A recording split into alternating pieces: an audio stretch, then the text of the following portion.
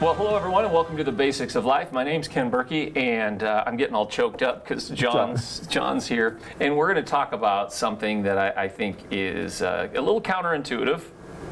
Sadly, you want to know what counterintuitive means? No, what are we going to talk about? I know what. Oh, you know what counterintuitive. This topic seems a little strange, and sadly, it seems a little strange in the religious world, which it should be not strange at all. But we're going to talk about self-worth.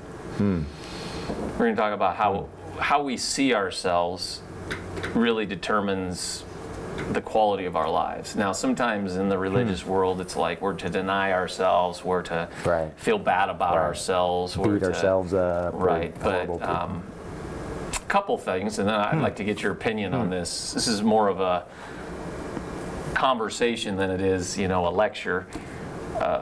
Henry Nouwen, who was a tremendous author and writer, and kind of a man who kind of lived out his faith by truly going from a prestigious position and going into anonymity and serving the underprivileged. He said self-rejection is the worst vice. It's worse than success, popularity, any other vice, because he said when we reject ourselves and we reject our beauty that God's created us in, then those other things become our vices, like success. If we're rejecting ourselves, then we go after popularity and success and all of those things. So he says, if we can learn to love ourselves, such a great point, then we end up living richer lives. And then something interesting that John and I have been talking about, and that is Jesus gave a very interesting teaching where he said, love your neighbor. We're to love our neighbors. And in the religious world and in the spiritual world and even in the secular world, that's all a great idea. Love your neighbor. If we all loved our neighbors better, the world would be a better place. Exactly. But Jesus' caveat there is love your neighbor as yourself. Yeah, that's an interesting... So I guess we love our neighbors according to how we love ourselves. So if we love ourselves highly, then we can love our neighbor highly. So. Yeah, it's interesting. He doesn't say, love your neighbor instead of yourself or more than yourself. He says just like you do yourself. So the implied there is that we do love ourselves, that we have self-worth. Yeah. Which I think is huge in the sense, going back to what you were saying about Henry Nouwen, where you go, you say that about people feeling what we pursue so often is to have some self-justification or fill holes because of lack of, whether it's self-esteem, self-worth, self-image, whatever those things are. And you think about on the negative side of that, how many tough addictions and destructive behaviors that people have fallen into, that at the core is this lack of self-worth. Yeah. If I'm going to do something, and I by no means am an expert in any of this, and it's very complicated, but at the end of it, when people are actually doing things that are hurting themselves, you think about that and go... They don't really feel good about themselves. Yeah, and that is, I think, and God, when you think about how God sees us and who we are, I think the greatest thing that Jesus was trying to get across there was see yourself that way, because everything else is going to flow out of that. Yeah. I think there's a confusion when it comes to self-worth, and I think sometimes we think of self-worth, I am worthy because I'm good, or I'm worthy because I'm successful, or I'm worthy because I'm popular. And the reality is we're worthy, ultimately, if we want to cut to the chase, we're worthy because we're made in God's image and He loves us. Yeah, we're fallen, we're broken, and that should make us even have more self-esteem and self-worth, that God's love for us has nothing to do with us and our performance. It has everything to do with us, but not our performance, not because we haven't failed. And so that should even raise our self-esteem even more, that that His love it crosses the boundaries of conditional love, of I love you because, and that's the other problem is we can get into this performance-based love, which makes us feel even worse because we really know who we are. We know we're not all that, but we put on these images, and so that creates even a deeper void, which then creates destructive patterns. So I guess it's just really coming down to, do we really believe the one who created us, loves us with an eternal love, loves us that we're his beloved, that we're worthy. Not because we're perfect, not because, I mean, he loved us so much that he came. Yeah, I heard somebody use it at kind of the paradox of having this confident humility. And I thought it was interesting to say, I know that I cannot do this on my own. I know where I fall short. And to the point where you say, God loved me, I am fallen, or in a sense, broken in a way so much so that I needed saving in the bigger picture of things. But God loved me so much that he sent his son Jesus and was happy to save me.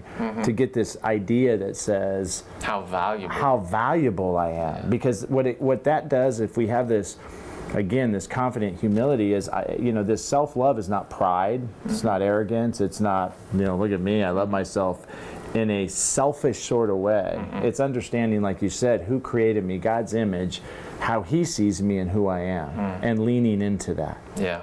With a humility that says, yeah, this is nothing that I did. Yeah. And yet this is what God did and how he sees me. You know?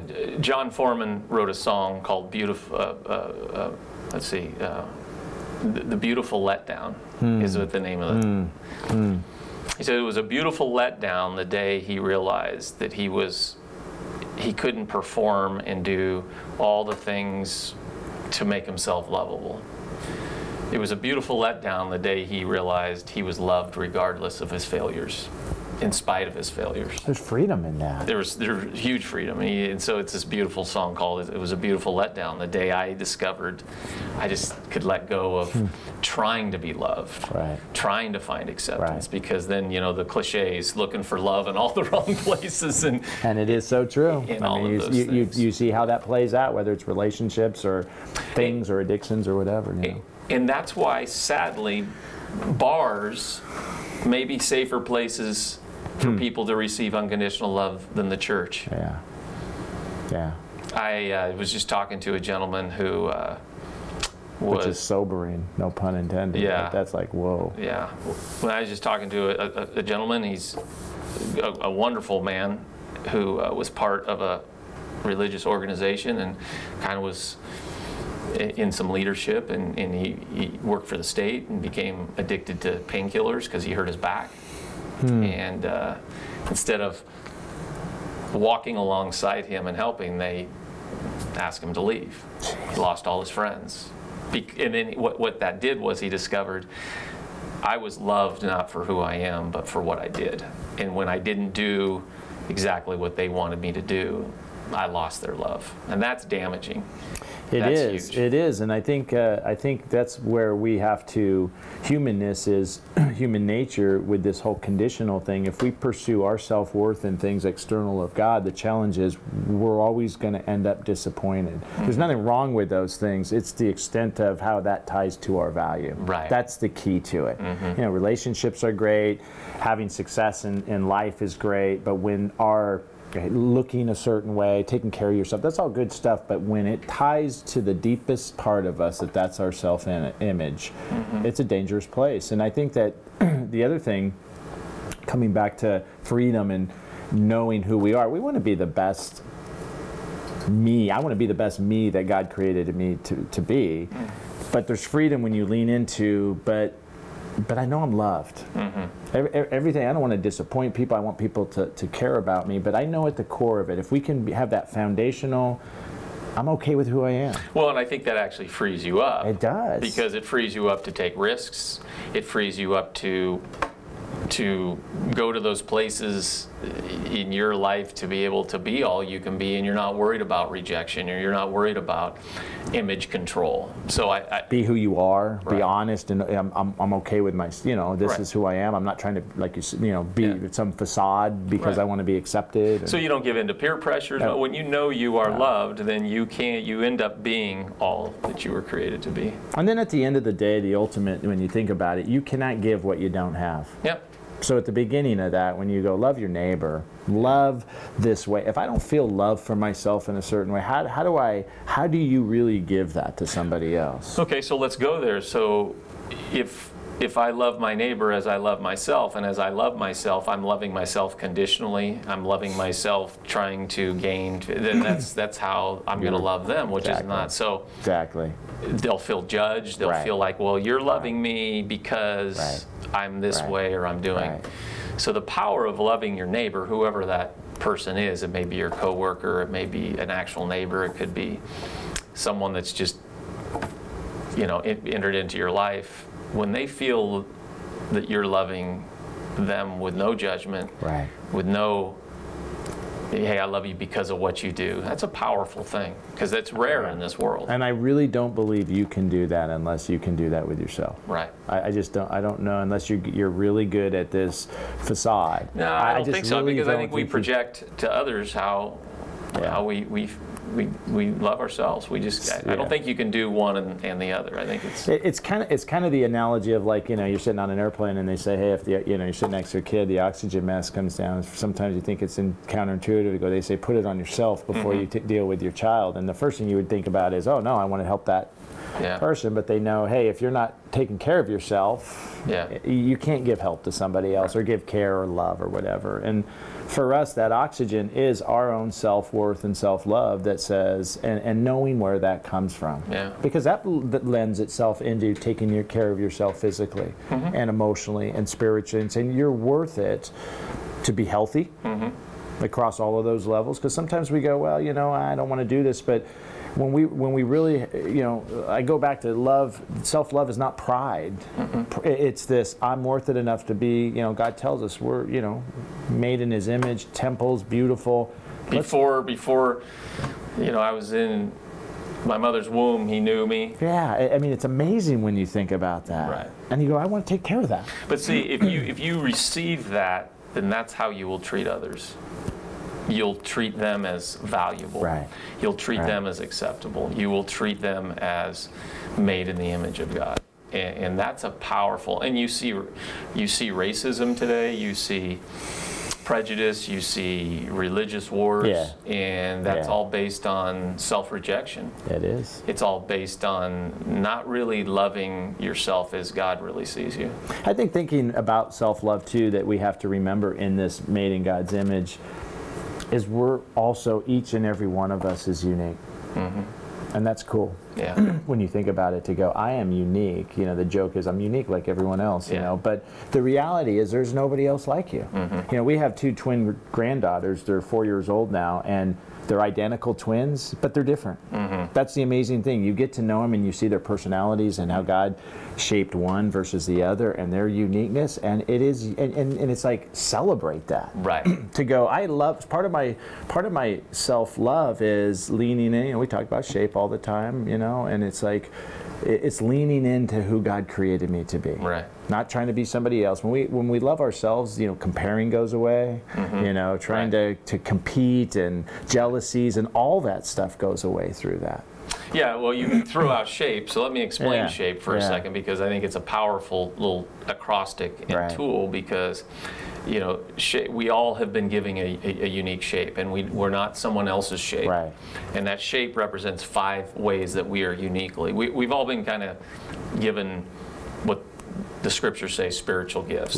We all have. You know, some people have discernment, some people you don't. I have a lot of them. Yeah, you have a lot of them. But I'm loaded. But we all have those spiritual gifts. And if we take the time, as you've said on other shows, to slow down, we'll realize we have those eternal gifts.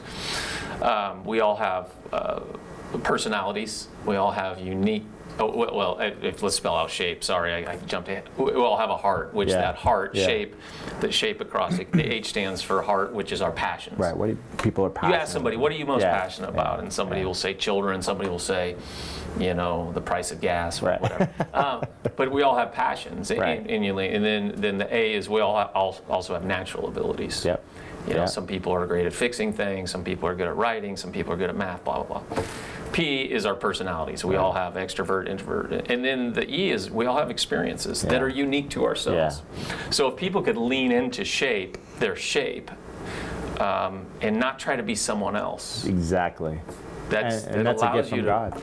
Yeah, when we do the shape class, it's fun to see people's self-esteem go up. Absolutely, because you go, wow, there's nobody else like me with all of that. And I'm shaped this way, and God has a purpose for you to use your shape, and there's nobody else out there that He has planned to do that.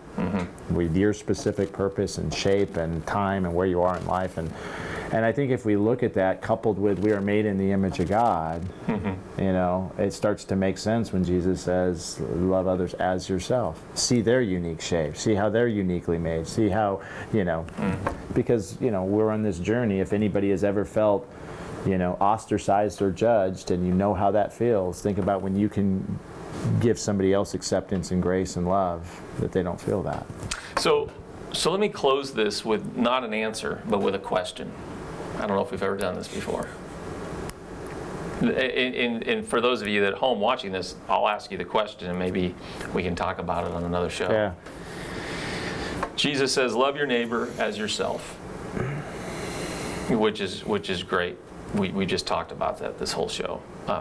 So there's two mandates. Yeah, we're to love our neighbors, but we're also to love ourselves and to figure out how we can do that in a very, very healthy way. You got to do both. So that's good. That's good. It's not just about loving your neighbor and dying to yourself in the sense of I'm a worm, I'm horrible. But it's not just about loving yourself and not helping others. That's kind of narcissism. But then there's the question in this story where Jesus says that, where somebody, a Pharisee, a religious leader says, well, who's my neighbor?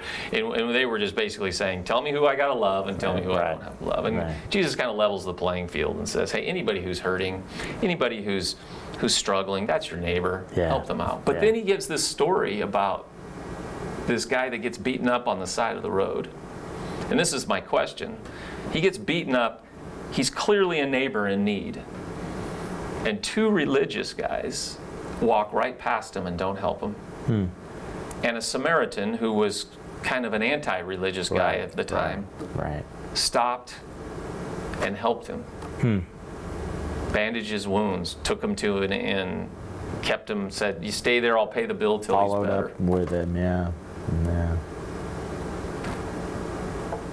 He helped his neighbor. The other two religious guys that knew all the rules, that knew all the things, didn't. And I guess, I don't know if I want to answer that question right now, except very interesting. Very interesting that this guy who was not steeped in religious rules or anything helped them. I don't know. Well, it's, you know, it conjures up all kinds of thoughts in terms of, you know, being so close to that and how you miss that or why. And you know, how you might know it here, but when it plays out in our real lives, why does that, you know, how is it the person furthest from that, or would seemingly be, you know, here a religious person, you know, professing love and knowing, you know.